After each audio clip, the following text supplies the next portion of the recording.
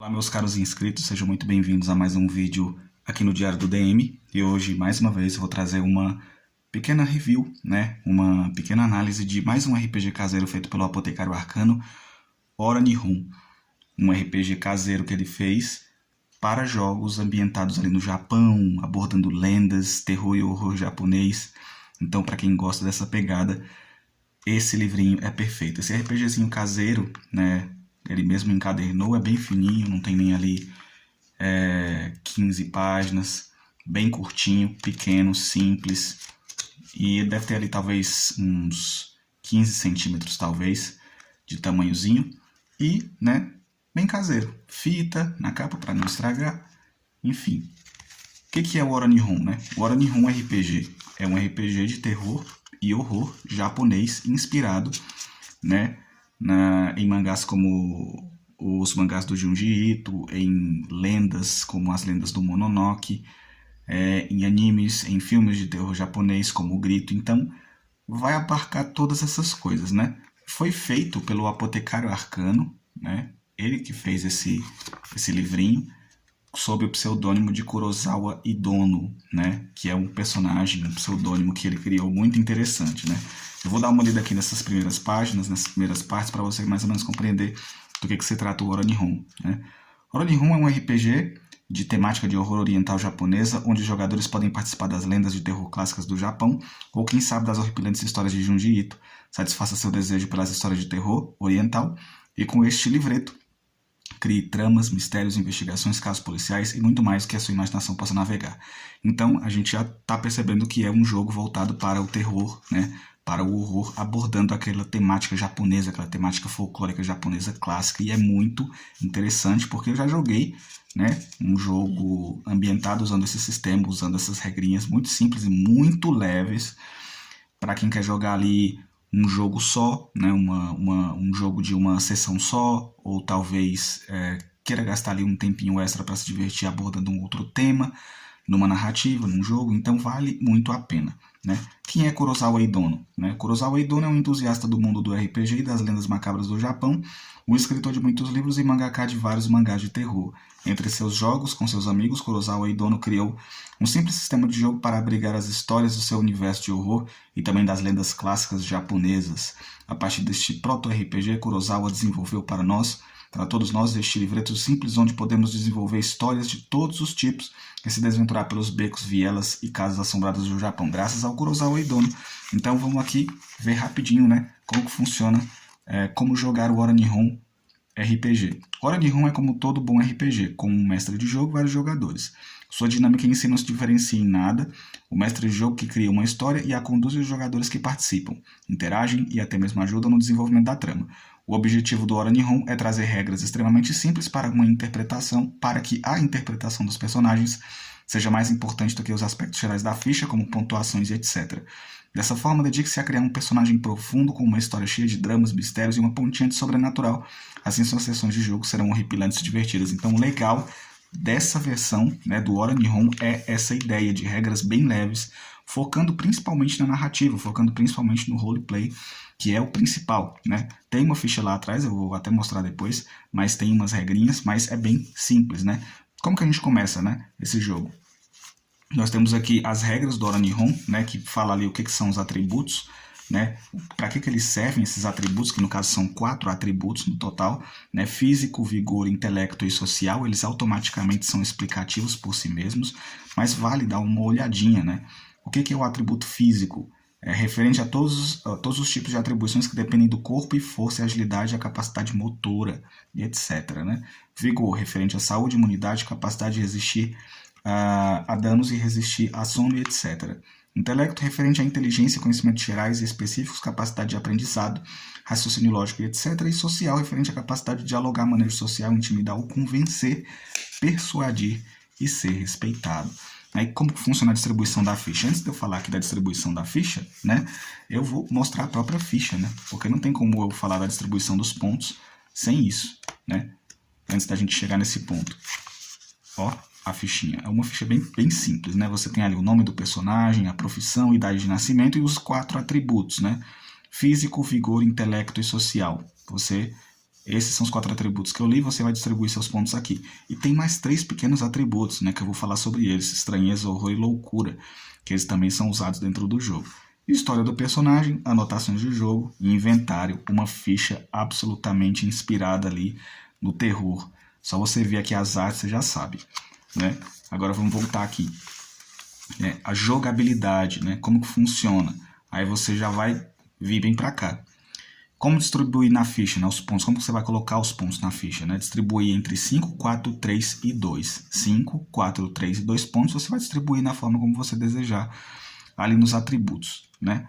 Então, se você quer jogar com um personagem com um físico mais forte, um personagem fisicamente mais forte, logicamente você vai colocar um número maior ali na sua pontuação de físico, ou um personagem mais sociável, você vai lá e põe no social.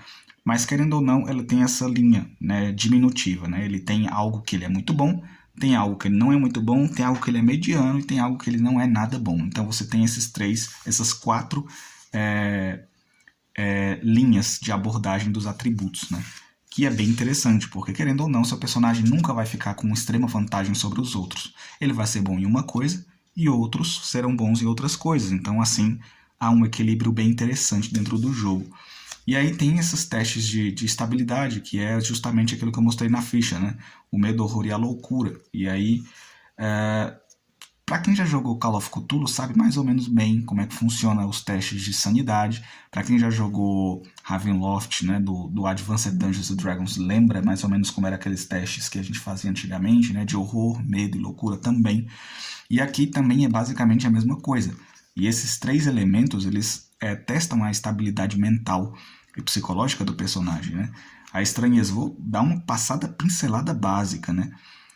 A estranheza é a versão básica de não ter contato com o sobrenatural. O medo em essência, né? É o medo em si. O personagem que estranha aquela realidade diante dos seus olhos, ele sente um medo.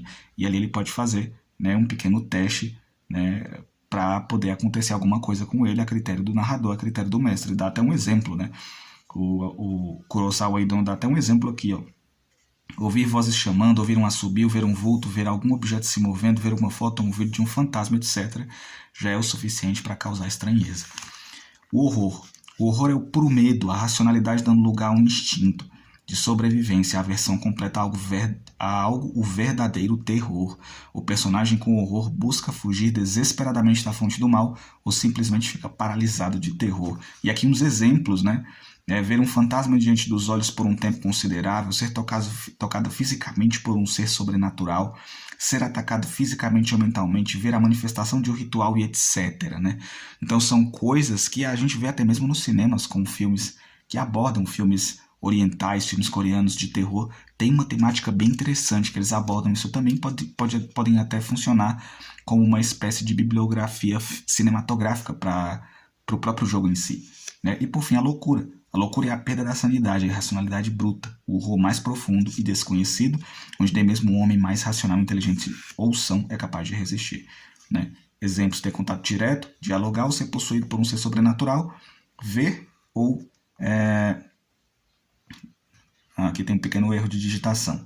Ver ou falar com uma entidade, fazer uso de um objeto amaldiçoado, acessar conhecimentos incomuns à humanidade, presenciar a ação direta ou a influência de uma entidade. Então é o contato direto, né? Seria ali o teste, semelhante ao teste de sanidade do Cthulhu também, né? Então esses 3 elementos, eles dão o tom de terror, de horror e de estranheza, né? Dentro do jogo, que essa é a temática principal, né?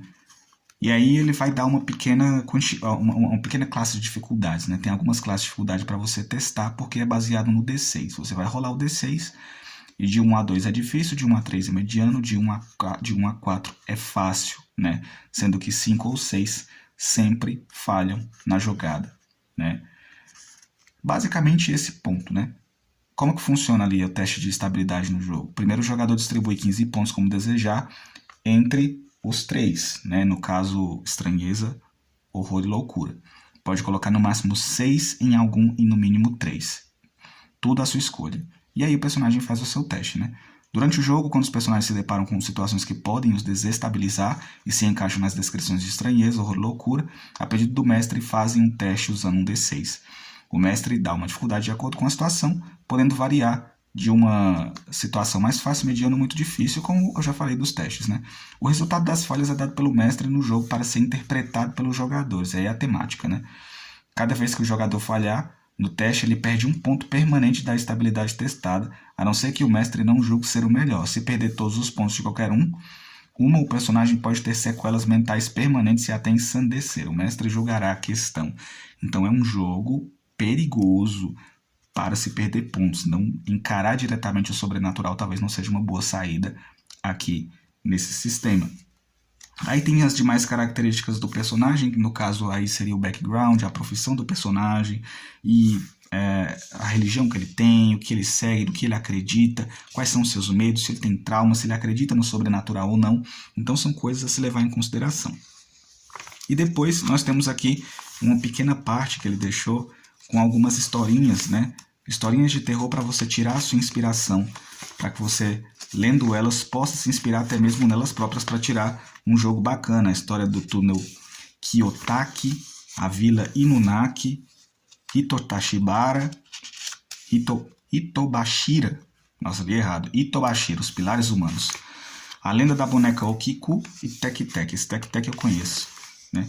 Então, basicamente, né, ele dá até aqui umas inspirações para os jogos, ele dá animes, filmes e mangás, são ideias interessantíssimas para você colocar no seu jogo. E a coisa mais legal que tem nesse sistema é isso daqui. Apoie-se nas lendas urbanas japonesas, nas lendas da mitologia, em animes com temática e muito mais. O importante é você ter uma fonte de inspiração para começar. E cara, eu trouxe isso daqui, o Apotecário fez isso daqui para ele usar, mas eu decidi pedir emprestado a ele para trazer para vocês, para mostrar o quanto que o RPG caseiro é rico e o quanto é fácil você fazer seu próprio RPG. Né? Ele pegou aqui uma ideia simples, baseada em 4 atributos e 3 testes de estabilidade, e acabou. Né? Você não percebe ali outras coisas além disso. É um jogo focado na interpretação que desafia a mente do jogador, muito menos que a ficha. Né? Você não vê ali muitos testes ou muitas coisas acontecendo. Obviamente, com certeza, o Apotecário vai fazer melhoras aqui, vai trabalhar mais no texto, vai querer desenvolver mais coisas. Se ele fizer isso, eu vou trazer depois para vocês que estão aí no canal acompanhando, vou trazer para vocês alguma mudança ou melhora nisso daqui. Eu não sei se ele vai disponibilizar esse sisteminha, porque é caseiro, ele fez para a gente jogar, todo mundo junto aqui, né? O círculo de amigos todos jogarem. E assim, fica o estímulo para vocês que gostam, para vocês que são entusiastas de criar aí o seu próprio RPG caseiro.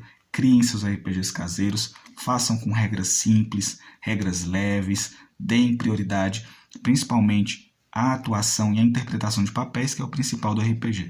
Então, meus caros, essa é a pequena resenha do Ora Nihon que eu trouxe para vocês. E deixem aí seus comentários, né? O que vocês acham de um RPG como esse? Se vocês iriam querer que ele estivesse disponível para que vocês pudessem jogar em algum PDF ou alguma coisa assim, porque aí o Apotecário pode disponibilizar caso seja necessidade ou a vontade dele, não sei. Então deixa nos comentários, vamos trocar essa experiência. Eu aguardo você e nos vemos entre os dados, meus caros.